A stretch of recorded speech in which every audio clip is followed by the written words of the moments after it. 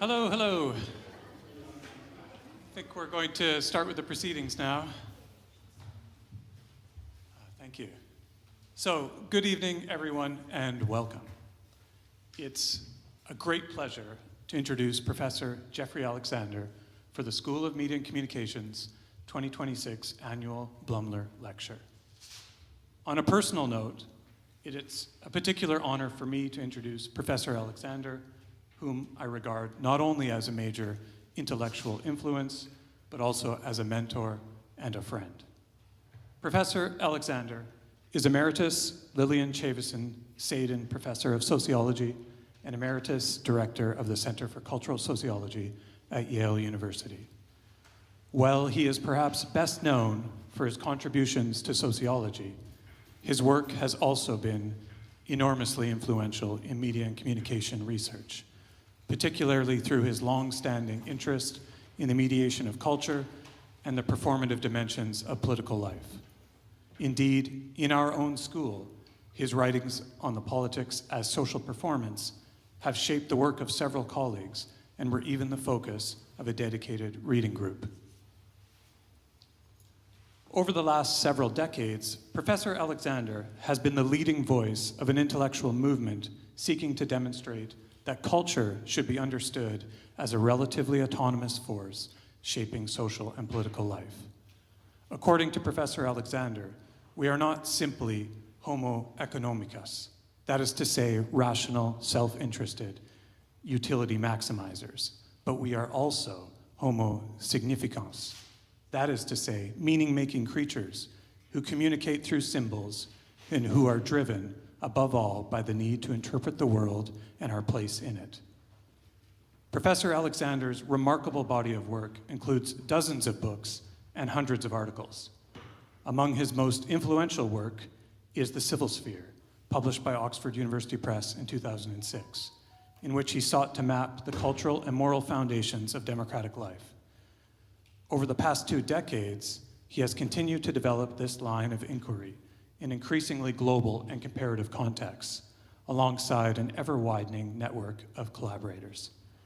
And it is within this broader intellectual project that tonight's lecture on the significance of Donald Trump for American democracy belongs. And with that, I ask you to please join me in welcoming Professor Jeffrey Alexander.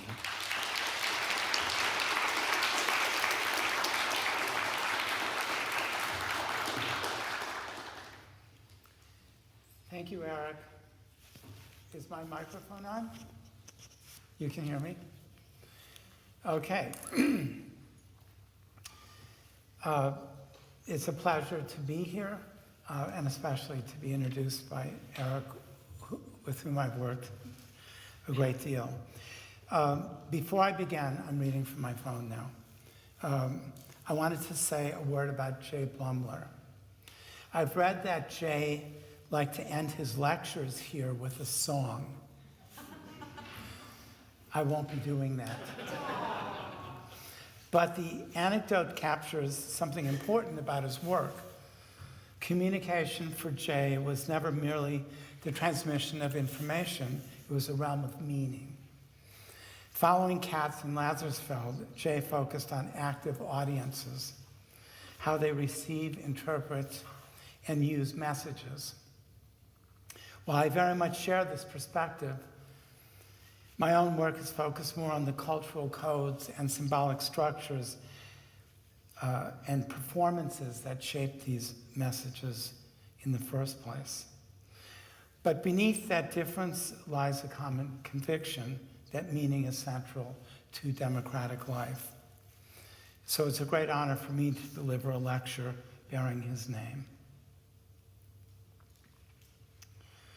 Let's get started.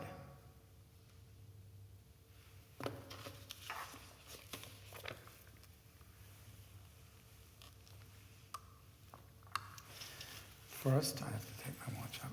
Okay, here we are. Now, since America's revolutionary founding, citizens have struggled to extend the boundaries of the nation's civil sphere and make its solidary bonds less particularistic, The American civil sphere has expanded incrementally sometimes, often abruptly, and sometimes violently. Yet despite swinging back and forth between what I call frontlash and backlash, Caesarism has been avoided. The danger that classical political theory was virtually certain would eventually spell democracy's demise. At least it has been avoided until now.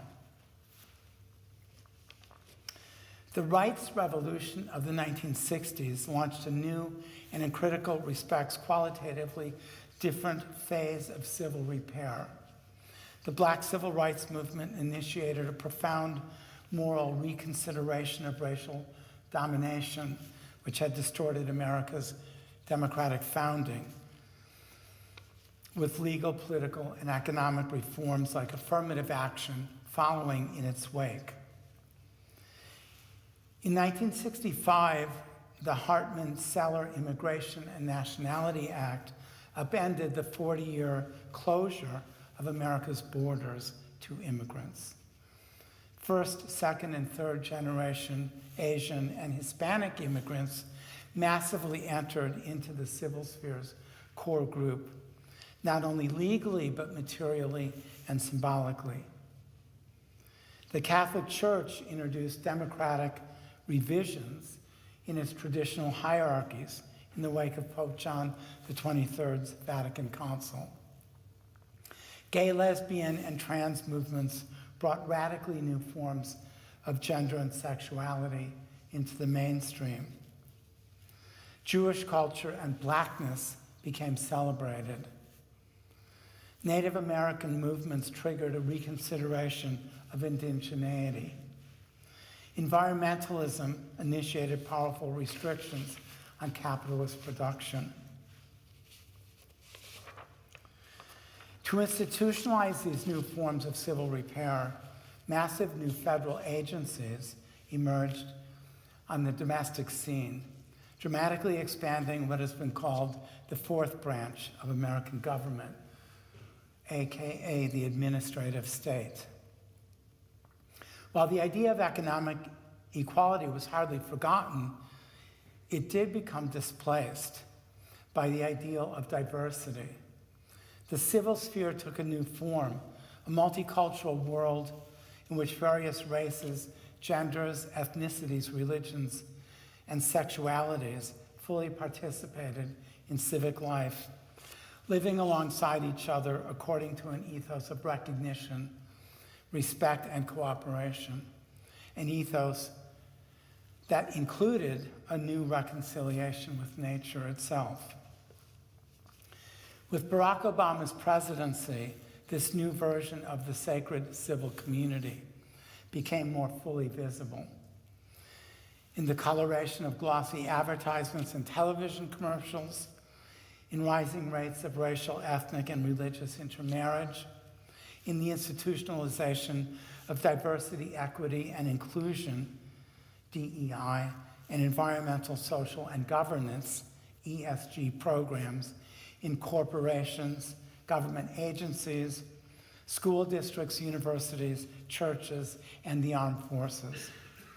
In the routinization of recycling and clean energy, in the destruction of the closet that hid gay and lesbian subcultures, in the extraordinary progress of women in schools, families, and workplaces.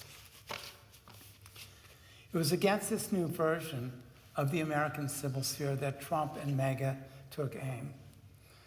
They would make America great again by rewinding recent history and returning the civil to an earlier shape. Beginning in the 1960s, increasingly extreme forms of backlash sentiment challenged earlier conservative ideologies of more moderate and more civil types. Barry Goldwater, Young Americans for Freedom, Richard Nixon. Yet despite the increasing strength of these backlash movements and what came to be called movement conservatism, this conservatism continued to express itself in a civil form, despite moving farther to the right. Neither Ronald Reagan, who certainly moved farther to the right, nor his two Bush epigony had any truck with overthrowing the democratic state, no matter how much they disliked its liberal form. This changed in response to the onrush of civil repair in the Obama era. If a cosmopolitan, reformist, and unabashedly black man could be elected and reelected president, then more civil forms of conservatism had evidently failed. Rather than being turned back, the hands of the historical clock were spinning forward with ever greater speed. It was during the Obama years that the alt-right version of backlash came out of the shadows, beginning its determined, ultimately successful struggle to push civil conservatism to the side. An internecine struggle exploded inside the Republican Party. On one side were the movement conservatives, who had doggedly fought to block the long arc of civil expansion, even as they celebrated American democracy in a more individualistic way. On the other side was the so-called New Right, the right-wing Freedom Caucus challenging Obamacare, shared the same civil discourse as its liberal opponents. The right-wing birther movement that emerged at the same time certainly did not. Led by Donald Trump, it contended that the first black president was not just too liberal, but a foreigner rather than an African American. Startling celebrations of whiteness and shameful shibboleths about Jews began circulating in the public square. Nativist disgust for immigrants exploded, preventing the normalization of their legal status. Once fringe figures on the far right, like neo-Nazis, moved into the mainstream.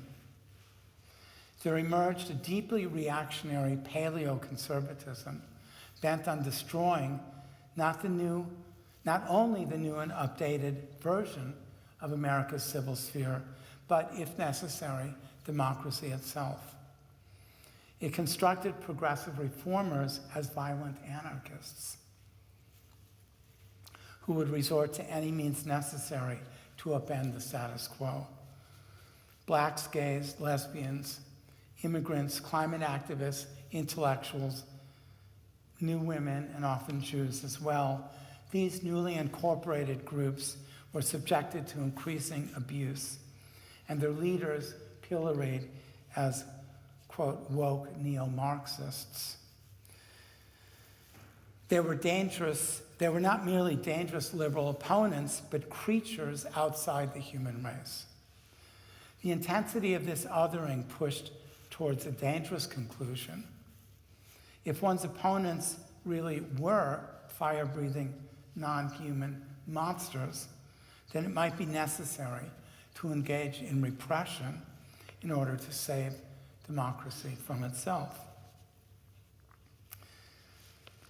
The conflicts that dynamize healthy civil spheres have a romantic quality. Valiant struggles, glorious victories, tragic defeats, and then reconciliation before the fight begins another day. When binaryism is pressured by the whiplash of polarizing social change, however, the narrative that frames civil versus anti-civil becomes darkly apocalyptic and conspiratorial. Anxieties about utter destruction fill the air, and one's enemies are experienced not merely as anti-civil, but as downright evil.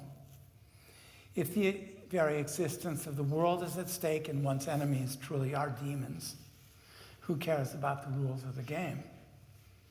In early 2016, after Trump secured the Republican nomination, Michael Anton, founder of the short-lived Journal of American Greatness,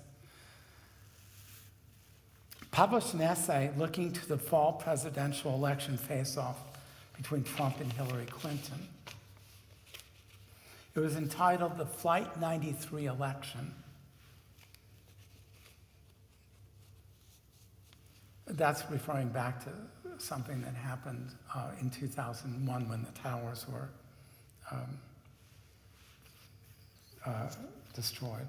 In early September of that year, the right-wing media jockey Rush Limbaugh devoted an entire radio show to reading every perfervid page of Anton's essay. Explaining this programming choice to his 15 million rabid listeners, Limbaugh declared, quote, 2016 is the Flight 93 election. Charge the cockpit or you die. You may die anyway. You or the leader of your party may make it into the cockpit and not know how to fly or land the plane. There are no guarantees except one. If you don't try, death is certain. Such apocalyptic backlash was the culture structure within which MAGA emerged, the symbolic soil that nourished the anti-democratic danger American society faces today. But there was a conjuncture to the structure, a living and breathing person named Donald J. Trump. Without Trump, there is no MAGA, no crisis of American democracy. Backlash provides the structure of meaning and motivation, but it took a Trump for MAGA to be made. It was Trump who saw the opportunity and seized it. It was he who harnessed backlash, bitterness, insecurity, rage, and paranoia, channeling them in a felicitous, indeed world historical performance of reactionary power. Despite his election to the presidency in 2016, however, Trump was unable to effect the radical course correction that MAGA had elected him to make. His radical backlash ambitions were muted and contained, initially by civil conservatives inside his administration and Congress, remnants of the old movement conservatism. Later by the broader public's growing impatience with his governmental policies. Yet the president and his MAGA advisors were determined to remain in office, no matter the looming electoral loss to Biden in November 2020. Between November 3rd, 2020 and January 6th, 2021, the president demonstrated for all to see that he was willing to challenge one of the core institutions of democratic rule. Trump's historically unprecedented effort to reverse the results of the 2020 election were widely condemned at the time as a horrifying deviation from democratic morality.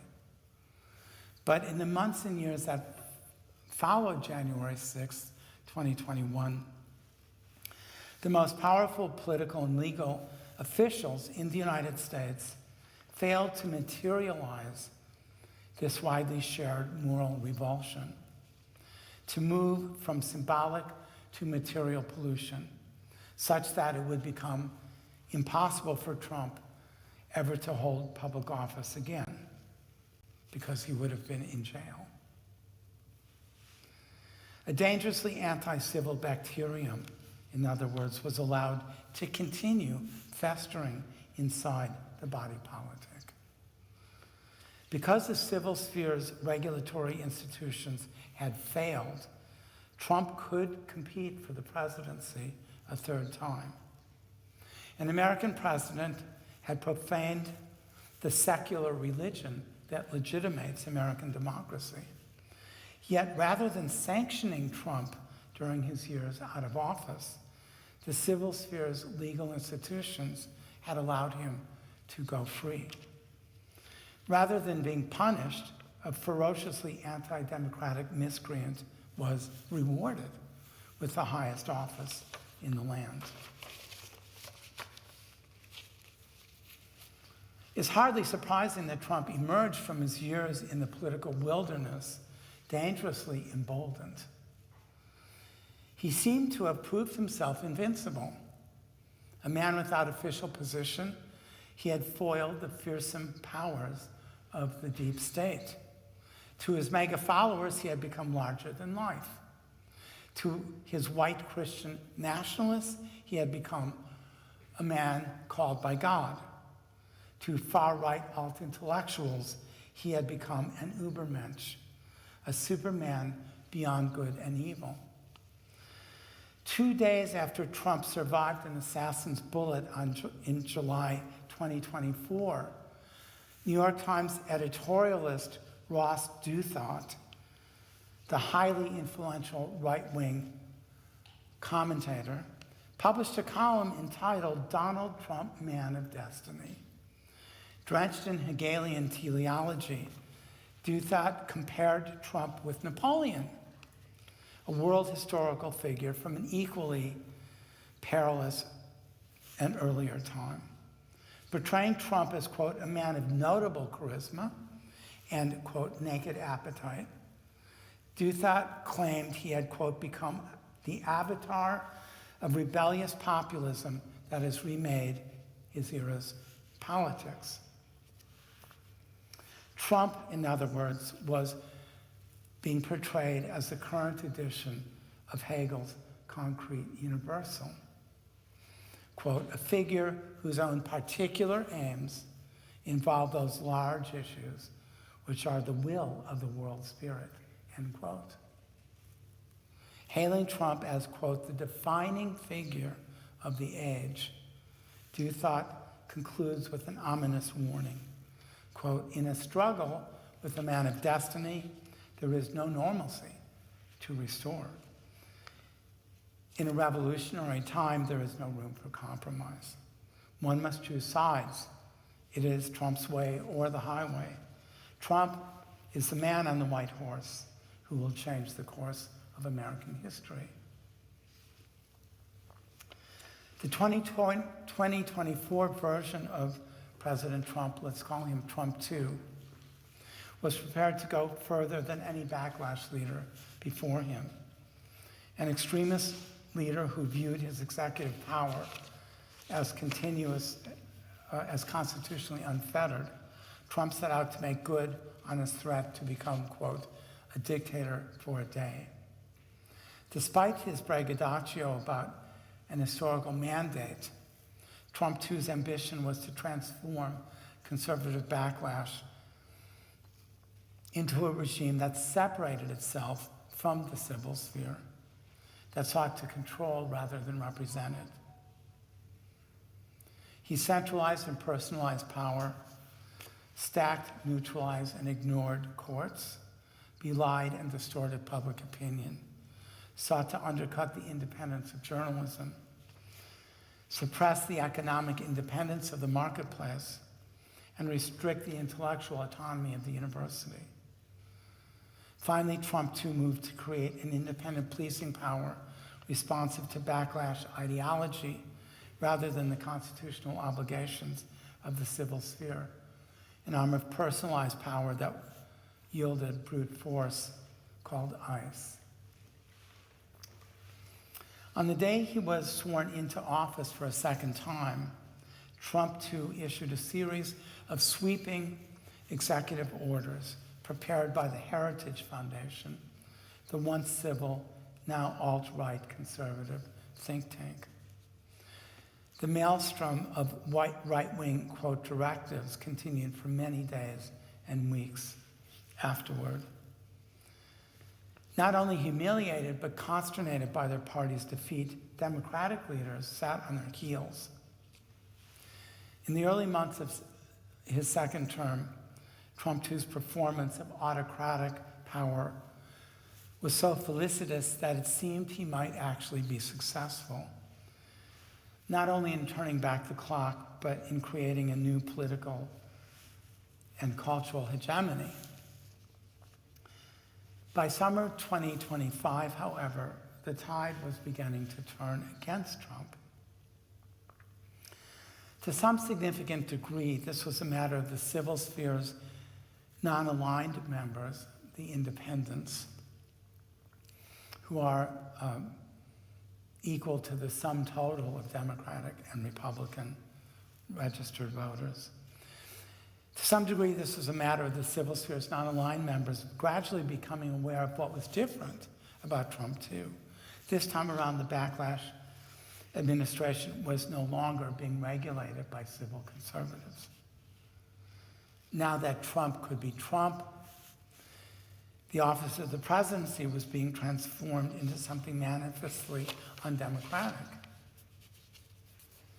something vengeful, self-aggrandizing, partisan, impulsive, and dangerous. It was not that the center of the citizen audience was giving up on backlash. It was that they were not prepared to go backward in an authoritarian way. Yet if Trump and his far-right MAGA were hell-bent on revolution, democratic procedures be damned, it remained an empirical fact that they represented no more than 15 to 20% of the American electorate. To gain hegemony, Trump too needed the acquiescence, if not the active support, of the ideologically moderate center. And as the dark side of Trump too came more fully into view, the support from that center, the swing group that had been so critical to Trump's reelection, began fading away. And the institutions of the civil sphere pushed back. Old-line civil associations like the American Civil Liberties Union, the ACLU, and the Southern Poverty Law Center went into battle mode, raised massive amounts of money. New organizations like Invisible, No Kings, Crimson Courage, and countless others sent out mass mailings and organized mass demonstrations. Mainstream newspapers dug in their heels, organizing investigative teams and preparing for a long fight. Liberal intellectuals and influencers on the left created podcasts and Substacks. Judges recalled their oaths of office, stiffened their spines, and set off to do battle on behalf of the Constitution. Democratic Party leaders woke up, raised funds, and began to powerfully compete in local elections, not only in blue, but in purple and red states. Elected Democratic officials, from city council members and mayors to governors, steadied their nerves and started confronting presidential power. One episode illustrated and performed the reinvigoration of office, which I think of as a regulative institution of the civil sphere office, in a particularly vivid manner. In late September 2025, the President and his Secretary of Defense, Peter Hegseth, abruptly summoned 800 generals, admirals, and senior enlisted leaders to the Marine Corps base in Quantico, Virginia. No official explanation was provided, but the expectation was that some new broad military policy would be tabled. Instead, the assembled brass, the 800 leaders of the American Armed Forces, was treated to backlash diatribes whose scarcely concealed ambition was to politicize the nation's military leadership. Announcing, quote, that the woke Department of Defense is over, Secretary Hegseth attacked, quote, toxic ideological garbage and, quote, climate change worship, and announced his intention to push for gender-neutral physical fitness standards throughout the armed forces, declaring, if that means no women qualify for some combat jobs, so be it. In his own speech, Trump tilted backlash into anti-democracy, warning his audience quote, "we're under invasion, but from within." He announced the creation of, quote, "a quick reaction force that can help quell civil disturbances before it gets out of control." The ominous tone of these remarks made news, but the reporting was surprising because it was reporting on the highly negative responses from the military men and women in the audience. News media widely noted the, quote, "stone-faced reaction" of the assembled generals and admirals. Commentators connected with Pentagon corridors were openly critical, linking the military leaders' failures of responsiveness to the anti-democratic nature of Trump's message and Haig's this. A former Marine Corps leader, now a senior defense analyst, described the speeches as, quote, "a performance whose aim was, quote, to communicate to the military's senior uniformed leaders that their dissent is unwelcome." Foreign Policy, a national security magazine that had been founded by Harvard's conservative political scientist Samuel Huntington, framed the speeches to the military as attacking the civil institution of office. What Trump and Hegseth had done, the magazine opined, was, quote, "tantamount to incitement, a genuinely dangerous effort to suborn the military's oath and condition them for using violence against their fellow Americans." In his bid for patrimonial authority, Trump had filled his administration with yes men and toadies. What came to be called the Quantico affair made it clear that the president would be unable to exercise such personalistic power over the men and women who had risen to high military power, leaders who directly controlled the exercise of force. He wanted to do so. That's why he brought them there. Not to put too fine a point on it, the world's most powerful macho fighters had given Trump the finger. A more dramatic case could not have been made that power still needed to be regulated by the authority of office. Was it the empirical fact of the stone-faced military, or independent journalism's critical construction of this reaction that revivified the authority of office, contributing to a growing suspicion that Trump, too, would not necessarily get away with it? Professional journalism, in fact, played a vital role in the resistance to Trump's exercise of anti-civil patrimonial power. Even as the anti-journalism of Fox News and the pseudo-factuality of alt-right social media and their influencers continued broadcasting breathless expressions of mega loyalty, the independent organs of civil communication continued to play a significant role. These news reports broadly converged on what came to be seen as the facts of Trump 2. Whether they were reported by the conservative Wall Street Journal, the liberal New York Times, or influential regional newspapers like the LA Times or the Charlotte, North Carolina Observer.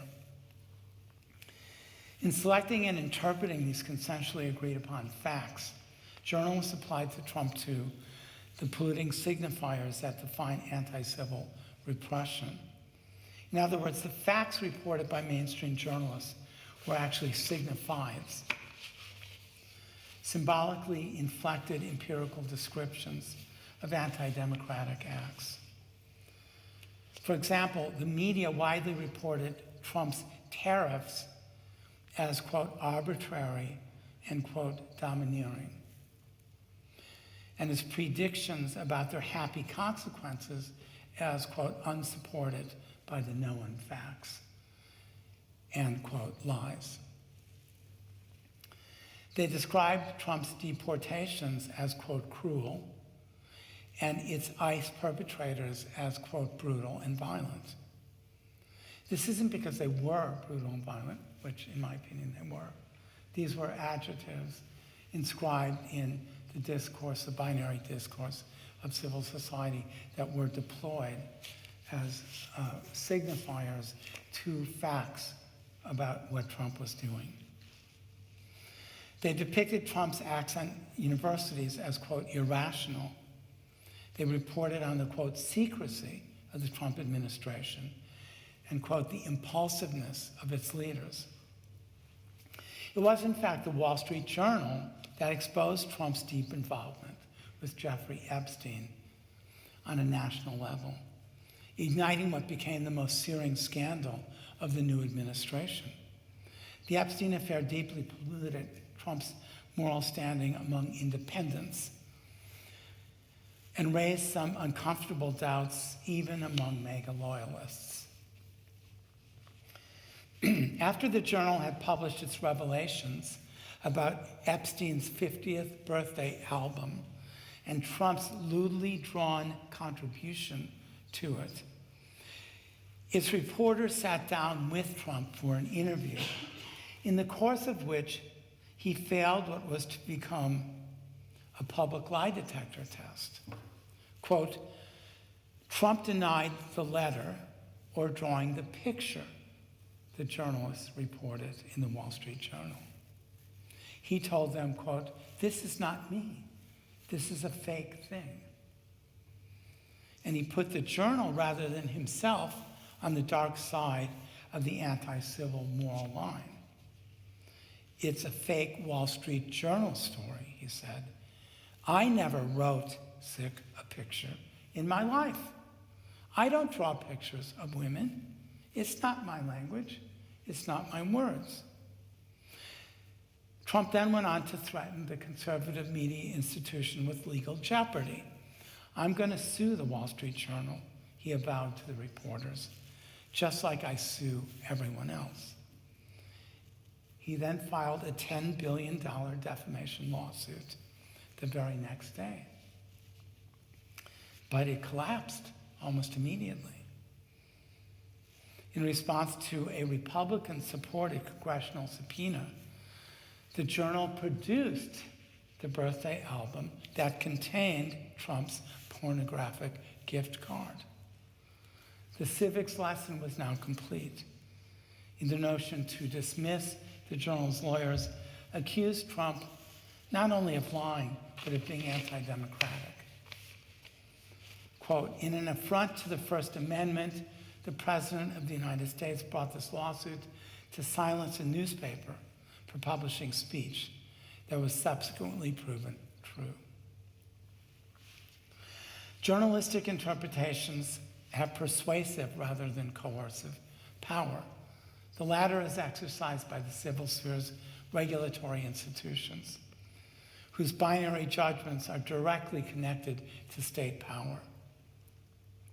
Law is a regulated institution of last resort. Media reported facts about Trump too acting in a morally polluting manner became potential evidence which courts at every level of the federal judiciary system referenced to rule that Trump II's orders were authoritarian and civilly deviant. On the one side, the media supplied facts that lawyers developed to persuade local circuit, regional appellate, and eventually Supreme Court judges. On the other hand, the continuing vitality of the institution of office motivated judges to evaluate the implications of these facts in a civil and universalistic way. In the larger paper from which this lecture is drawn, I detail a long list of anti-Trump legal rulings. Here I simply quote from one of New Jersey's oldest and most venerable newspapers. They write, looking back at the first 6 months of Trump II, a comprehensive review of federal court records reveals a staggering pattern of judicial pushback against presidential orders,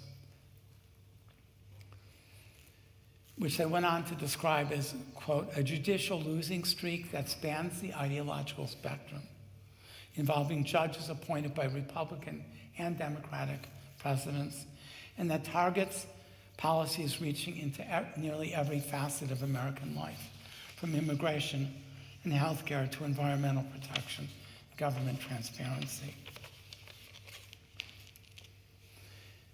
The gathering triumph of civil over patrimonial power culminated with the Supreme Court ruling against Trump II's tariff policies on February 20th of this year.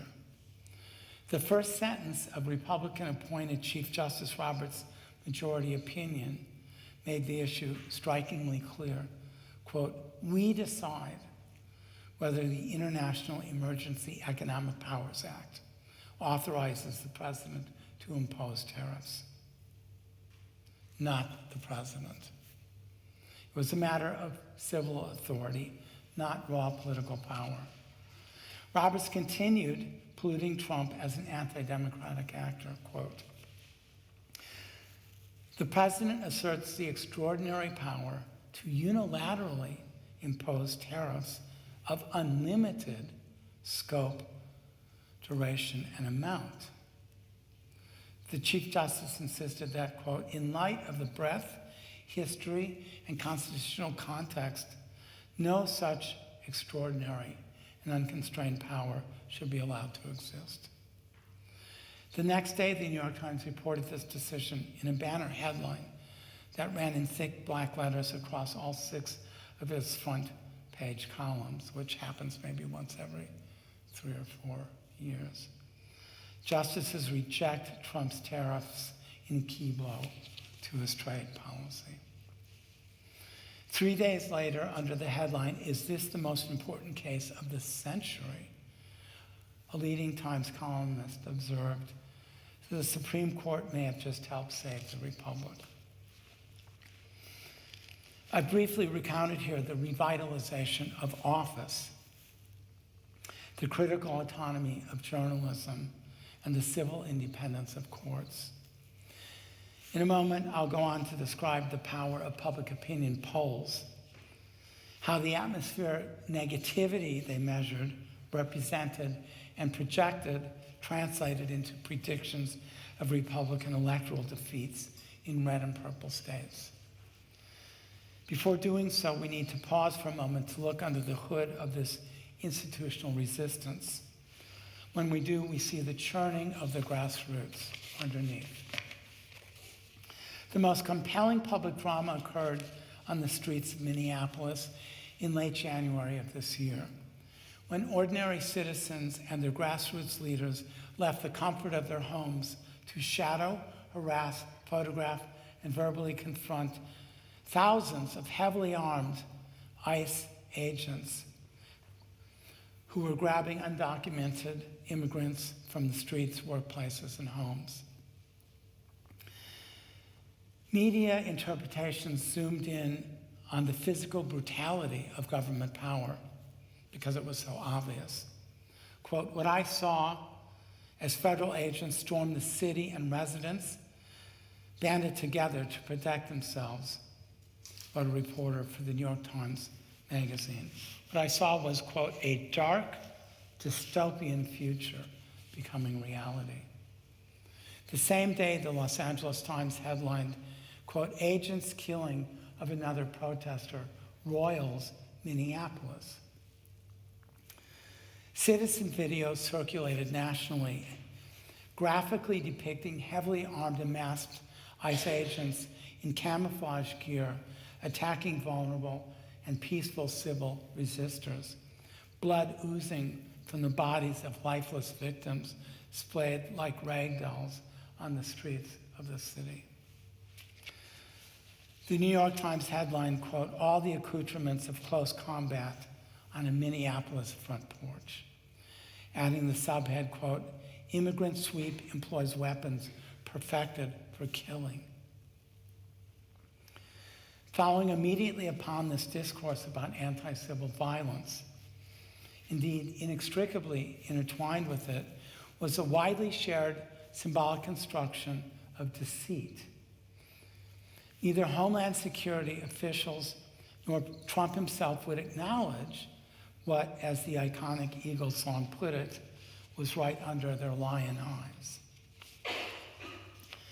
With administration officials sticking to their story that it was civilian resistors, not ICE authorities, who were committing violent aggression, a New York Times editorial declared the obvious. Quote, "The Trump administration is lying to our faces." Public opinion turned hotly critical, and Minneapolis became what Roland Barthes called a punctum, a condensed, highly evocative moment in the quickly gathering story of civil resistance. Minneapolis unfolded as a tragic drama in the Aristotelian sense. It evoked pity and suffering and left a powerful mark on the nation's collective consciousness.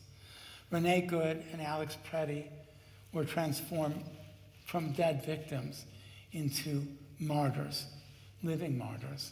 Their iconic visages added to the grassroots memorials dedicated to George Floyd, the African American who had been murdered by Minneapolis police officer Derek Chauvin, a murder that sparked the second Black Lives Matter uprising in the summer of 2020. Grassroots mobilization had created Minneapolis, and journalism had dramatized it. And an outraged public opinion forced Trump to acknowledge defeat. The Times headline put this plainly, quote, "Trump's Minnesota retreat shows the power of public anger." Trump fired his Secretary for Homeland Security and drastically scaled back its level of deportations. In the immediate aftermath of Minneapolis, Ross Douthat, the same conservative New York Times editorial writer we encountered earlier, headlined his new column, "Trump Has Lost the Country." His lead sentence cited the serial findings of negative public opinion polls. Quote, "The majority of voters believe the country is worse off today than it was a year ago. Approval rating at 37%, the lowest of his second term. A failure, fail, fail, fail." This was how he began his column. According to Douthat, the reason for Trump's fall from grace was obvious, despite the fact, quote, "that most conservatives on the internet don't want you to know that." It was, quote, "that the Trump administration has consistently governed as if swing voters aren't part of its coalition." The very same right-wing commentator who had prophesied in the heady post-election days of victory that Trump, too, was a modern-day Napoleon, had come to ruefully acknowledge what for him was a very regrettable new social fact. Quote, "You can't have a transformative agenda, large or small, if you don't keep moderates and the general public on your side." Trump, too, was determined to ride herd over the civil sphere rather than to represent it. And for that, he was becoming polluted as anti-civil. Quote, "The Trump administration is failing because it is making many millions of normal Americans totally freaked out." Hegelian teleology had turned out to be less than prophetic. The prediction now was dire, quote, "Unless the administration finds a way to be a little bit more moderate and just a little bit more normal, there isn't going to be any Trump legacy at all." Douthat was correct to highlight the significance of centrist voters. Trump, too, had been elected as the collective representation of backlash. But he exaggerated and radicalized this mandate. And because of that, his performance of power was unapologetically authoritarian. The many conservatives hoping for a more traditional version of American democracy were becoming repelled by Trump II's rejection of civil discourse and his attack on civil institutions. Which is why, beginning after his earliest days in office, Trump II gradually but ineluctably lost the support of the independents whose votes had awarded him the presidency for the second time.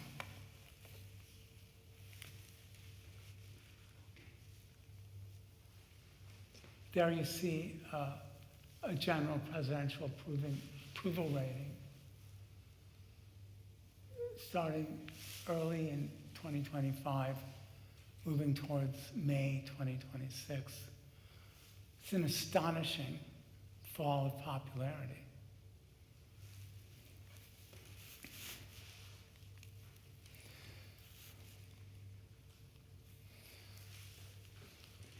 And this is important because it shows the approval and disapproval rating, Republicans, independents, and moderates. You see how in January 2025, he had 46% support from moderates. As recently as December, it was down to 25%.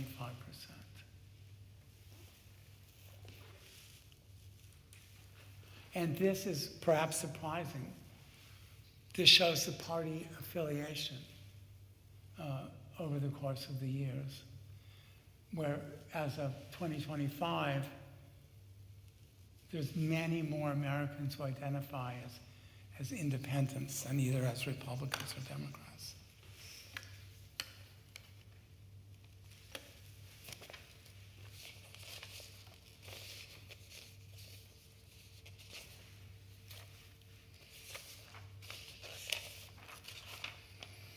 If I had more time, I would show how these gradual shifts in collective subjectivity, driven by the flight of the civil conservative center, were reflected in a series of elections over the last 18 months that put civil sphere representatives into the state.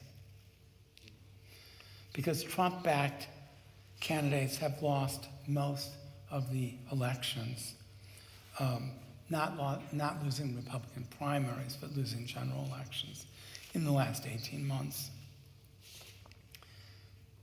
And they are destined to lose control of the House of Representatives massively in November. Anyway, to briefly conclude, although I've tried to highlight something which I think is relatively unappreciated, both in Europe and actually in the United States, I've tried to highlight how the civil sphere has fought back against would-be authoritarianism.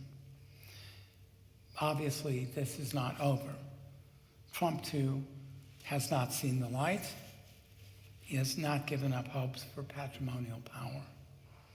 Quote, usually they say he's a horrible dictator-type person, Trump told a reporter. Well, quote, I'm a dictator. But sometimes you need a dictator. As the Los Angeles Times headlined after Trump's February 2026 State of the Union, Trump reprises his dark political theater. So while I've tried to describe in the last part of this lecture how the civil sphere has fought back, it is far from being victorious. Instead, there's a stalemate, and there will be a fight to the finish, not just in 2026 or 2028, but for many years to come. Thank you.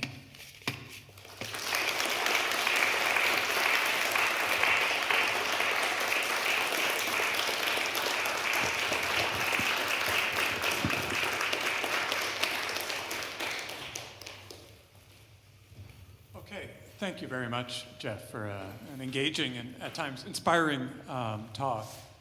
We have lots of time now for questions, and we have microphones that will roam throughout the lecture theater. So just put your hand up, and we can get to you with the microphone, and we'll take it away. So go ahead. Thank you so much for your lecture, which I found really delightful. I'm Shamaila. I'm a PhD student in the School of Media and Communication.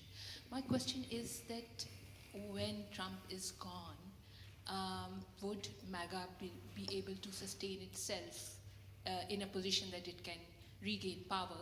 And secondly, would the civil sphere go back to where it was when the storm is over? Thank you. Oh, I have my mic. Well, I don't think so. I mean, I think, if Hitler had been assassinated, there wouldn't have been Nazism. I think that even though it's not a big topic that sociologists write much about, leaders are very significant, if you want to call them as collective representations. And as I made a point earlier, in the longer version, I've talked a lot more about it, that Trump is a remarkable performative figure and a very, very, very clever and strategic person. As you know, he was already a very famous television celebrity before he went into politics. And so, I mean, MAGA will still be a force, though. I mean, there's a group of between 15 and 25 at the most, 15 and 20%, who have been led and lied to and into a position where they are not committed to the civil sphere. So there have to be, my argument in this lecture is that Trump needed to have been punished because a social system preserves its values through crime, through punishing crimes. Of course, it has to define it as a crime, and then it has to punish it. And the strangest thing was that what Trump did in January 6th was defined as a crime by public opinion. I mean, 8 Republican senators voted for his conviction after he was impeached for a second time. But then he, for reasons we could talk about, anybody wants to. So MAGA, well, I mentioned that because I think the question is, will MAGA continue? No. Vance, it's either, Vance and Rubio will be probably the Republican candidate, and neither of them is a charismatic figure, and so I don't think that MAGA will continue as a force. But then the question is, will the civil sphere go back? That's very questionable. I think it would take. When I was in the early days of my sociological career, I did a lot of work on Watergate, and Watergate was also a very dangerous period coming after an intense period of polarization, the 1960s, the anti-war movement, the civil rights movement, the beginning of feminism, beginning of immigration. And Nixon was doing some very dangerous anti-democratic things. But then Watergate was like a 2-year purging ritual, a kind of expulsion of this person who was, and ideas who were symbolized as dangerous. And the question for me is, could the United States engage in that kind of symbolic purification again? Because only if that happened would the civil sphere be able to strengthen itself. And that, I mean, I don't know whether that would happen. Yeah. Another question? This question follows on directly from the previous one, because my impression is that MAGA has a blind faith in Trump, which it has not for any other politician. No matter how much he lies, no matter how much he changes his positions, he is the acknowledged leader of what is basically a cult. Now, when he leaves office, it seems plausible to me that he will retain control of the MAGA movement because he has enriched himself personally enough, he has the funds, and by doing so, he could quite easily remain in control of the Republican Party. So do you think this is a possibility? It's a possibility. But I mean, I mentioned this in one sentence, but a big part of the story is Trump's ability to, in the 4 years after he was between his two terms, gain unbelievable control over the Republican Party, which he did not have in his first term. That's a long story. How did that happen? And we know now that, and I would say complete control over a political party is necessary for a dictatorship.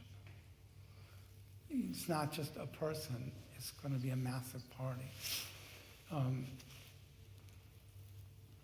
But a party, the Republican Party won't keep supporting Trump after he's out of office if Republicans lose elections.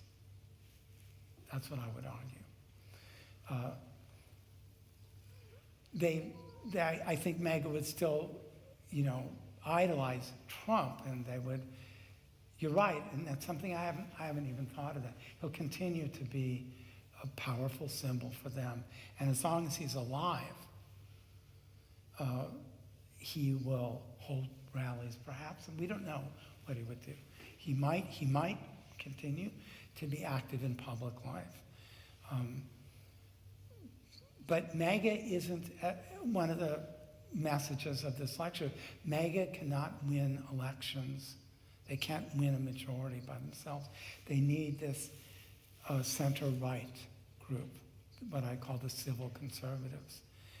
They lost it now. That's why they will lose in November and probably lose, I don't know, because there's so many unknowns, the presidential election in 2.5 years.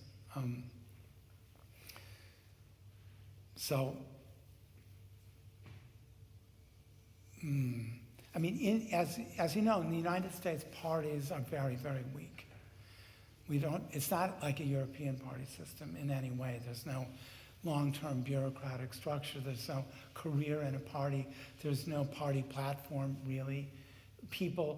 Parties are built around presidents. When they win, they nominate the people who will lead the party.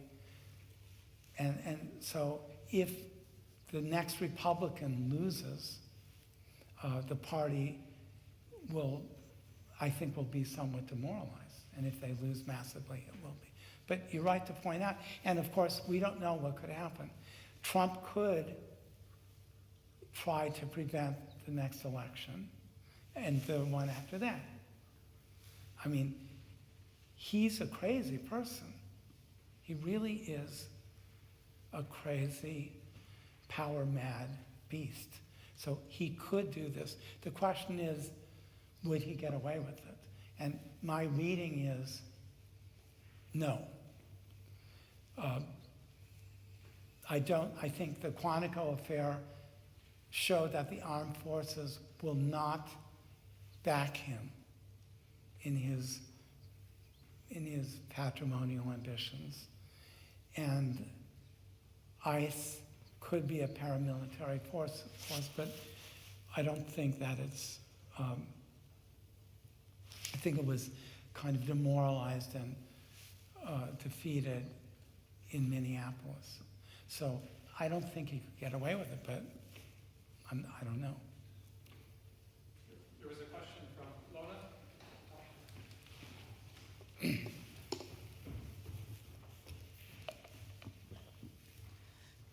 Thank you so much for a really inspiring lecture. You started by paying your respects to Jay Blumler and his work on active audiences.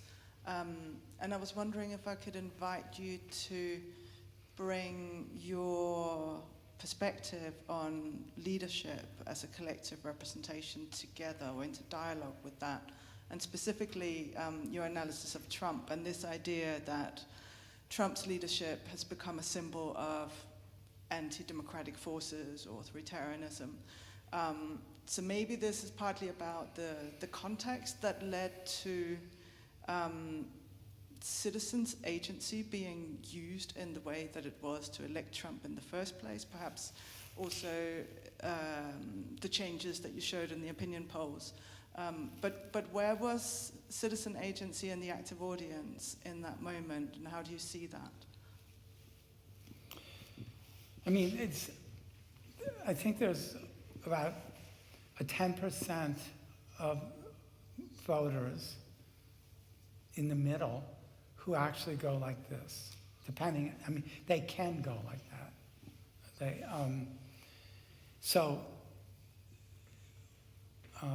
They turned against Trump in his first term.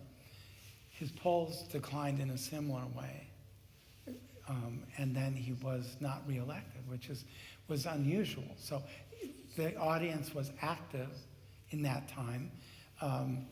And it seemed as if Trump was gone, that he had been polluted and that he was out of public life and that the United States would recover. I mean, as hard as a sociologist, you want to talk about underlying, forces and structures, but there's also all these contingencies. So President Biden made so many mistakes. The most important was not starting the investigation of Trump until after the midterm election, so into the third year of his term. If he had appointed Smith, special prosecutor, to develop a case against Trump for January 2nd, on the first day that he assumed power, if Biden had done that, Trump would be in jail now. But what I'm getting at is we would have to study how the audiences started seeing Biden and the Democrats over these 4 years. I think that Biden lied a lot to the American people about a lot of things, especially about the fact that he was a healthy man, when in fact he was becoming senile over the last 2 years of office. And for a person in the center who leans to the right, and I think that they took that very seriously as an affront to their intelligence, to their integrity. So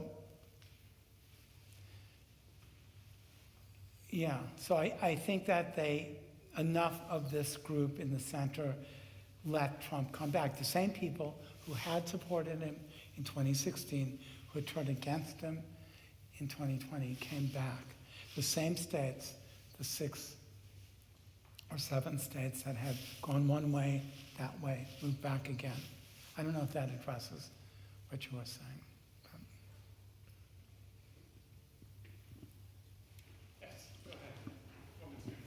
Okay, so one thing with Trump, he has his authoritarian tendencies, and any would-be authoritarian needs the elites, the military elite you discussed, there's resistance there. Then also the business elite, and I was wondering what you made of their role in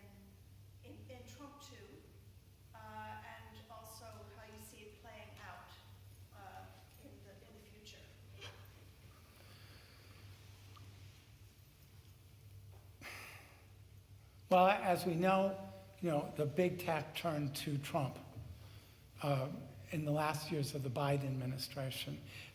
And they really did. I mean, since big tech is the most powerful economic force in the United States and probably in the world, the fact that they moved towards Trump in 2022, 2023, and why did they? Because they were liberals. I mean, somebody has to write a book about how this happened, how they all started getting thick necks and taking testosterone and building up their muscles and divorcing their wives and, and becoming Trumps. I mean, all of them. Trillions of dollars of wealth did that. But one thing is that Biden had an assistant attorney general head of the antitrust division, a very dynamic, radical woman who announced that she was going to break up high tech. And that just as AT&T had been broken up once, and this was going to happen again. And generally, the left wanted to do this. So the high-tech people, they were not going to tolerate this. And so they all switched sides and threw their support to Trump. And you could see them in the second inauguration. And they gave tens of millions and hundreds of millions to Trump events. But since his second election, since his re-election, business leaders hate the tariffs. Trump, that's why I mentioned in the talk, Trump as a real kind of patrimonial figure, he has intervened in the marketplace for the sake of either his own ego or what he thinks of as American national power, trying to make America an economic dictator, basically, all over the world.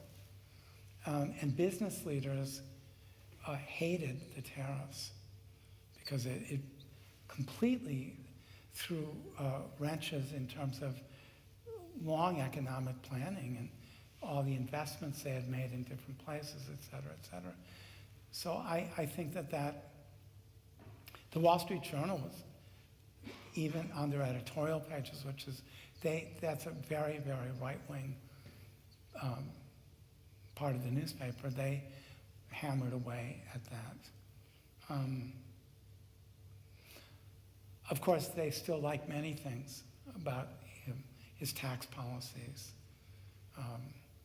But I don't think American corporate capitalism wants a patrimonial leader. I think they want to be more in control of the marketplace. They don't want a president. They don't want a Xi, a Chinese-style leader intervening in their economic life. I also, my own view is that money, I know this sounds insane, but I don't think that money plays that much of a role in American partisan politics because the left side has as much money as the right side, and the Democrats have always gotten more money than Republicans. So I don't think it's that critical. Yes, go ahead. There's a microphone coming to you as well. Could you please say a few words about the policy of Trump towards Ukraine? Well, what can I say? I mean, I think that Russia has something on Trump. I think that's the only way to really I mean, we know Trump went on the verge of bankruptcy in the 1990s. We know, I'm not a conspiracy theorist at all. I don't believe most conspiracies, but that he was bailed out by Russian oligarchs. We know that. That's been widely reported.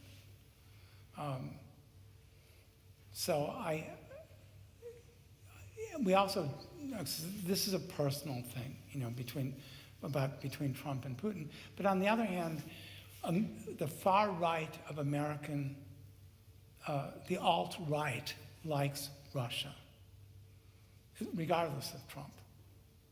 They like the anti-homosexuality, right? Anti-gay, anti-lesbian, anti-immigration. They like the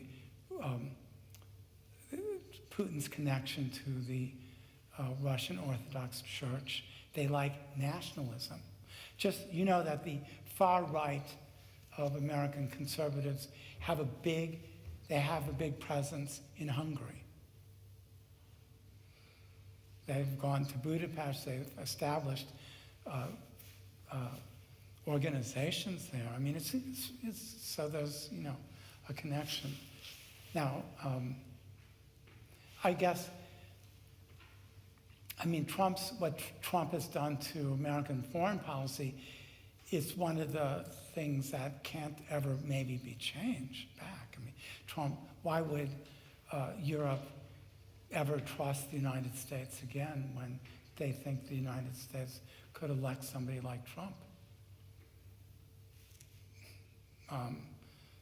Fortunately, I would say that for the worst possible reasons, what Trump has done has actually had some good effects by creating this is my own view, it's not my expertise as a sociologist, but he's forced Europe to rearm and to feel that they're responsible for Ukraine and that they will have to build up their armed forces. I'm very disappointed as an American, and I think it's horrible what Trump's done, but that has had some effects, and I don't think Ukraine is worse off because of what Trump did. I think the United States is worse off because it's lost its moral legitimacy in the international world.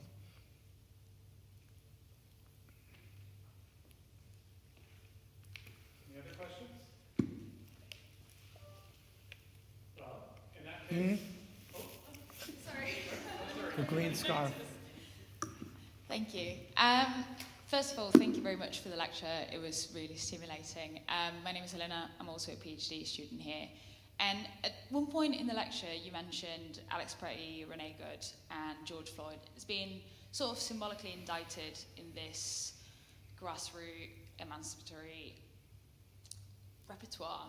And I don't know if you've been following the news or what's been happening in the media recently, but it's been brought more and more towards public attention, especially on social media in the United Kingdom, the similar sort of symbolic martyrdom of this young man, for instance, that was murdered in Southampton, I believe, in December. And I just wanted to hear your thoughts in what I am reading as this co-option of the emancipatory front-lash repertoire for the advancement of these essentially backlash and far-right and nativist agendas. What has changed in the civil sphere that has allowed this to happen, not only in the United States, but also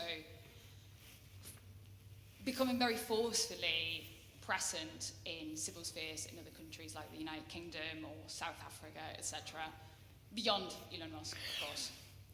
But I mean, my point, of course, was with Renee Good and Pretty, that their martyrdom, their symbolization was for the good rather than, it had a very important democratic function.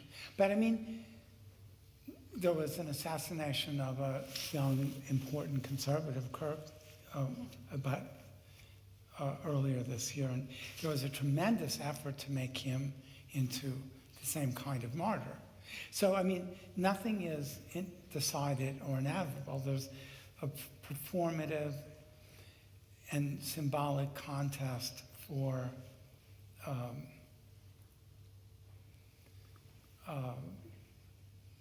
I don't know, collective emotions, you know, and so, and I think martyrdom is a very powerful symbolic, emotional, and cultural event to make somebody into a martyr, to make their cause then, you know, very critical. Like, if President Kennedy hadn't been assassinated, those civil rights movement probably wouldn't have had the successes it had. So, and I think you can see in very successful anti-democratic right-wing movements, there's always some person or group of people who are murdered who become martyrs. Sometimes the murders are even arranged. So this is an apolitical kind of social phenomenon that groups struggling for power will seek to create. I'm not saying anybody had anybody killed in this last year, but the struggle to use murders, you know, which is why I'm personally but I'm very happy that Trump survived 3 assassination attempts, because I think it would have been a real disaster if he hadn't.